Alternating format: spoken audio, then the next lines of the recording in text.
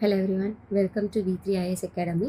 இன்றைக்கி கிராமர் சீரீஸில் எதை பற்றி பார்க்க போகிறோம் அப்படின்னா, உங்களுக்கு ஒரு சென்டென்ஸில் ப்ரிப்போசிஷன் இருக்குது அப்படின்னா அது பக்கத்தில் வரக்கூடிய வேர்பு என்ன ஃபார்மில் இருக்கும் அப்படின்னா ஜெரண்ட் ஃபார்மில் இருக்கும் அப்படிங்கிறது தான் பார்க்க போகிறோம். Okay, in general for example, the book is on the table. ஓகேவா, புக் இருக்குது, எங்கே இருக்குது? டேபிள் மேலே இருக்குது. ஓகே, ஸோ இது எல்லாமே நவுனா. இந்த புக்கு டேபிள் மேலே இருக்குது அப்படிங்கிற பொசிஷன் வந்து எதை யூஸ் பண்ணி சொல்கிறோம் அப்படின்னா இந்த ஆனை யூஸ் பண்ணி சொல்கிறோம். புரியுதுங்களா? அப்போது இந்த ஆன் அப்படிங்கிறது தான் ப்ரிப்போசிஷன். ஓகேங்களா?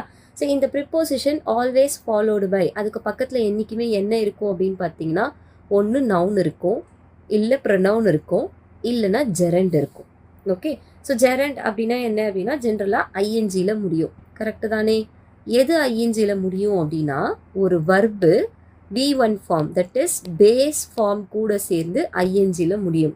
ஓகேவா? ஃபார் எக்ஸாம்பிள் டீச், ஹெல்ப், இந்த மாதிரி விஷயங்கள். ஓகே, ஸோ அதில் வந்து நம்ம எப்படி ஐஎன்ஜியில் சொல்லுவோம்? டீச்சிங், ஹெல்ப்பிங் அப்படின்னு சொல்லுவோம்ல.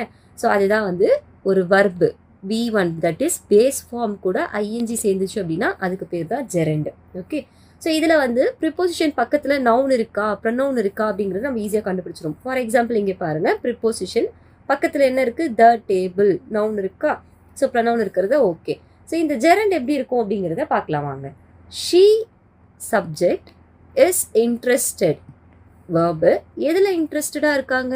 அடுத்தவங்களுக்கு ஹெல்ப் பண்ணுறதுல இன்ட்ரெஸ்டடாக இருக்காங்க. அப்போது இந்த இன் அப்படிங்கிறது தான் என்ன அப்படின்னா ப்ரிப்போசிஷன். இதுக்கு அடுத்து இருக்கக்கூடியது இந்த ஹெல்ப் அப்படிங்கிறது V1.